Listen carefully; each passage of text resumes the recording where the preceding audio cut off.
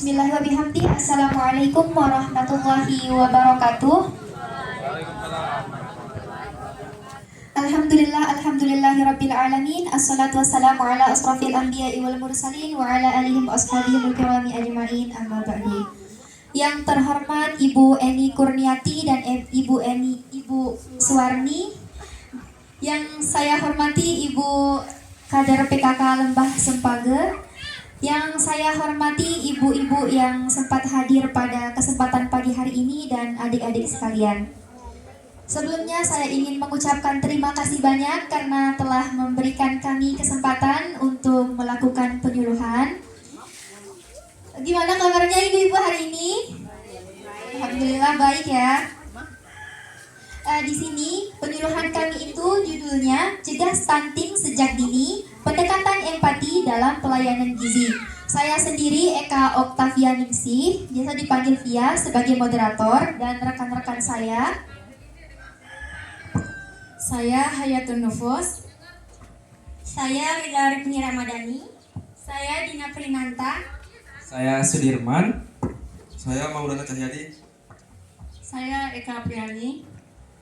Selanjutnya kita masuk ke sesi materi dan saya persilahkan untuk rekan saya membacakan materi kita. Mungkin ibu-ibu sering dengar kata stunting di sini? Ada posyandu ya ibu. Sederhananya, stunting adalah kondisi gagal tumbuh pada anak karena kekurangan gizi dalam waktu lama. Ciri yang paling kelihatan memang anaknya lebih pendek dari teman-teman seusianya. Tapi ingat ya Bu, anak stunting itu pasti pendek, tapi anak pendek belum tentu stunting. Yang paling berbahaya bukan cuma soal tinggi badannya, tapi otaknya juga ikut terhambat untuk berkembang. Nah, kenapa kita harus takut kalau anak stunting?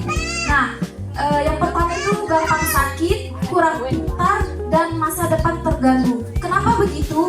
Nah, gampang sakit, daya tahan tubuh anak jadi lemah. Nah, terus kurang pintar. Di sekolah nanti anak jadi susah menangkap pelajaran.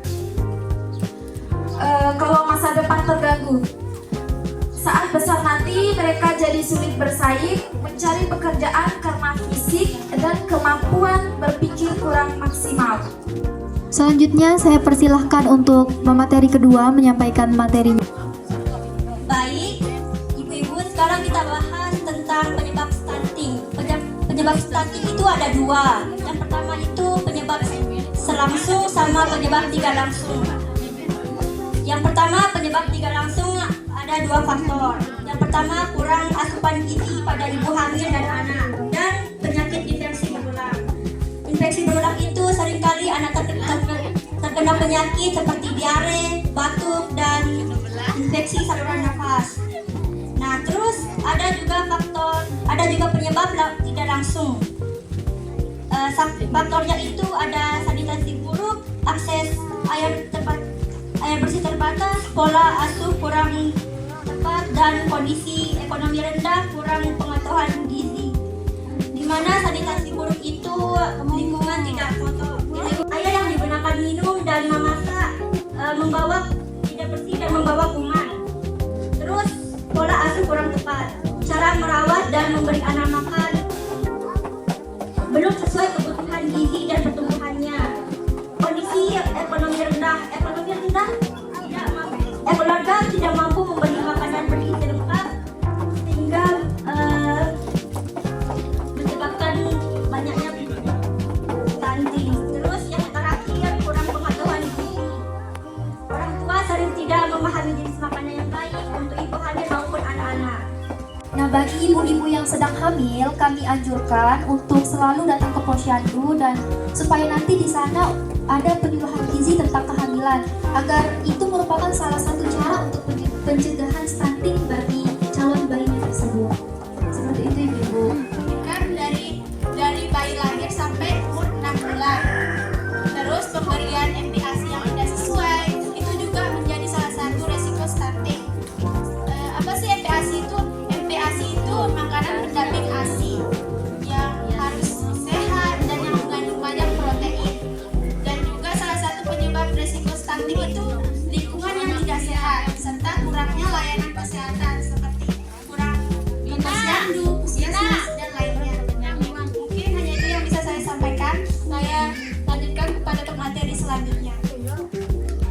Baik ibu-ibu, saya akan menjelaskan yaitu dampak stunting. Dampak stunting itu ada dua, yaitu dampak jangka pendek sama dampak jangka panjang. Yang pertama dampak jangka pendeknya yaitu gangguan pertumbuhan fisik, yaitu anak tumbuh lebih pendek dan perkembangan tubuh tidak optimal. Yang kedua, perkembangan otak terlambat, yaitu kemampuan berpikir, belajar, dan mengingat anak bisa terganggu. Yang ketiga, sistem kekebalan tubuh menurun, yaitu anak lebih mudah sakit karena daya tahan tubuh lemah. Yang selanjutnya yaitu dampak jangka pendek. Yang pertama itu prestasi belajar rendah, yaitu anak mungkin mengalami kesulitan belajar di sekolah. Yang kedua, produktivitas menurun saat dewasa. Yaitu saat dewasa kemampuan bekerja dapat berkurang. Yang ketiga, risiko penyakit kronis meningkat, yang artinya itu lebih berisiko terkena penyakit seperti diabetes, hipertensi atau penyakit jantung. Yang keempat yaitu menurun kualitas sumber daya manusia. Yang pertama, sebelum lahir, yaitu memenuhi kebutuhan gizi ibu hamil. Ibu harus mengkonsumsi makanan bergizi. Yang kedua, pemeriksaan kehamilan secara rutin, yaitu memeriksa kehamilan ke tenaga kesehatan secara teratur. Yang ketiga, konsumsi tablet tambah darah. Mengurangi stunting dengan makanan bergizi. Nah, terus pencegahan stunting menjadi prioritas nasional karena berpengaruh terhadap kualitas sumber daya manusia di masa depan. Assalamualaikum warahmatullahi wabarakatuh. Saya akan menjelaskan peran keluarga, tenaga kesehatan dan pemerintah dalam pencegahan stunting.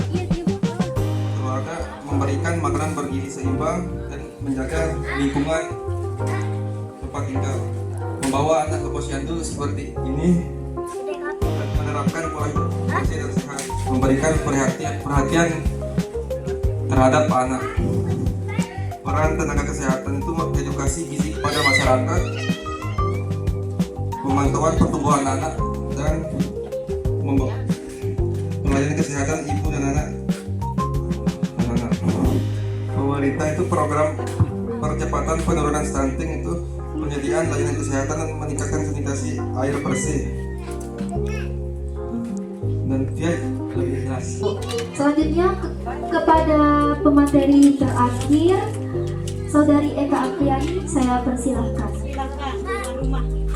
Presentasi hari ini adalah stunting merupakan masalah gizi kronis yang menyebabkan gangguan pertumbuhan pada anak. Penyebabnya meliputi 3 hal, yaitu kekurangan gizi, infeksi, dan faktor lingkungan.